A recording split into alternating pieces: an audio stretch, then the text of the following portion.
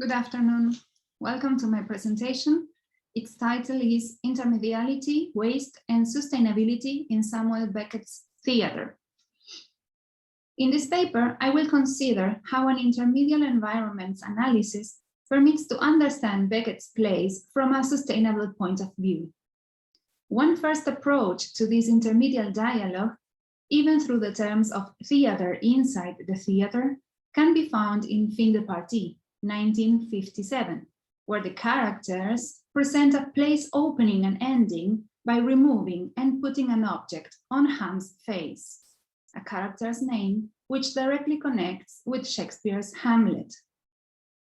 In further approaches from later productions, also called the shorter plays, the author introduces technological elements, thus creating intermediate environments and leveling plays, like Krapp's Last Tape, 1958, or Words and Music, 1961, where the audio and the performative act can be split in two different analyses. My hypothesis will aim to prove that the intermediate analysis connects the idea of sustainability with a never-ending work. Samuel Beckett's aesthetics of fragments and circularity can be understood as a way to represent cycles and continuities in a dialectic world, where the idea of progress collides with the author's failures aesthetics. Try again, fail better. Last but not least, even when death is present in Beckett's plays as a constant element connecting life with loss and melancholic remembrance, it is possible to identify its function as a required condition to elaborate this trash into a path towards future and younger generations. To present a brief introduction, it is interesting to consider Beckett's photograph in an alley with garbage, the one you can see on the screen, taken by the North American photographer Jerry Bauer in 1973. In this photograph, Beckett is surrounded by empty boxes, bins, tons of barrels, and a lot of trash. Therefore, I asked myself about the particular selection of this stage for such a picture, which is also connected with Beckett's own image as an artist, or his own portrait, as it is mentioned by the scholar Stephen John Dilks. At that time, 1973, Beckett was already a major author, a major artist, and he had written some of his most famous works in prose or narrative, poetry, theater. Simultaneously, he was starting to work with different media, like TV or radio. Film in 1964 in the United States, Hey Joe in 1966 in the Süddeutscher Rundfunk, Germany. We can consider that these were decades in which he was dealing with different means of representation. In regards to these contexts, intermediate ecosystems is the name that Anna McMullen gives to Beckett's spaces between media. In the passage from theater to prose, but later television and radio plays, the Beckettian space plays a key role as a conducting element. It is not a space with a precise location, neither recognizable in terms of geography and weather.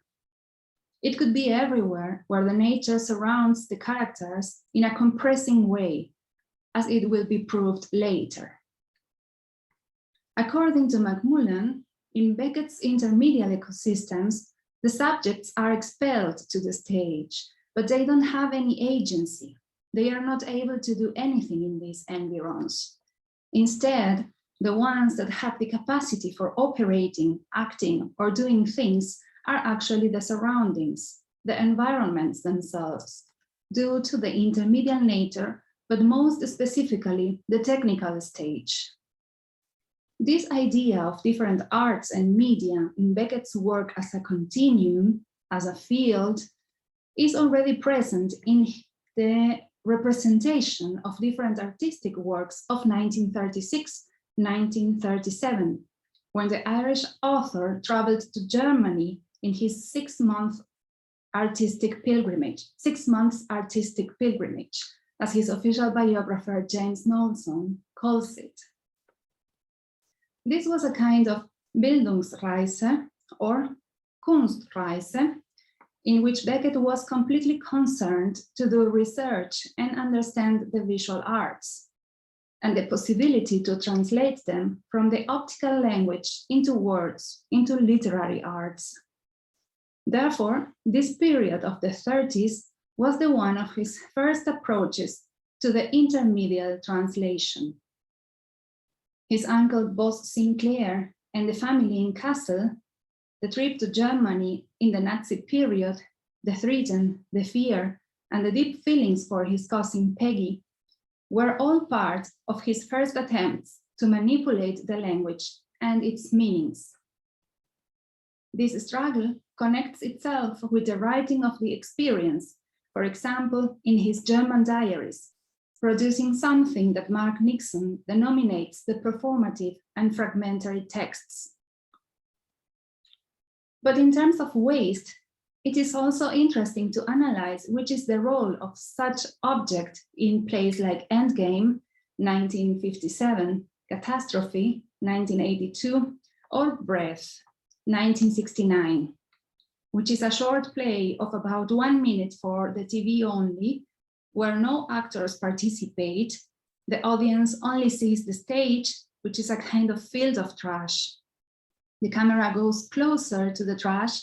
There is a sound of a deep breath, and then it goes back. So what is the role of trash? There is only the space as an agent that allows you to breathe or die, to watch or to be seen. In Endgame, as you can see in the picture on the screen by Rosemary Clausen, the official photographer during the time when Beckett was directing at the Schiller Theater Berlin, the characters Nag and Nell, the parents, are inside the tones. As Ham's progenitors, they belong to the idea of family, of heritage, and dealing with ancestors, but they are waste, similar to the characters of play in urns. Nag and Nell don't have agency.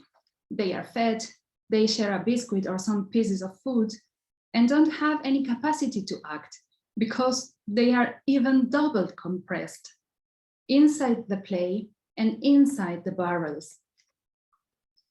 In Catastrophe, the representation of theater can be recognized, and along that, the Theatrum Mundi, where the director and the assistant agree on expropriating the belongings of the protagonist. The director, in a linguistic way through his orders, the assistant executing them. The protagonist doesn't have any agency beside of looking up to the front of the stage after the light of Luke, the technician, in the end of the play. So the question of recycling trash as a sustainable future rises up.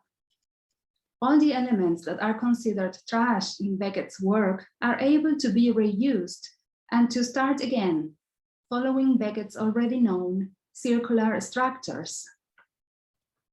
In this sense, the eco-critical perspective will allow us an approach whose main focus concerns to the relation between the environment and the human beings, understanding the idea of waste as a necessity to transcend beyond the present in a cyclical time towards the future generations, therefore in a sustainable way.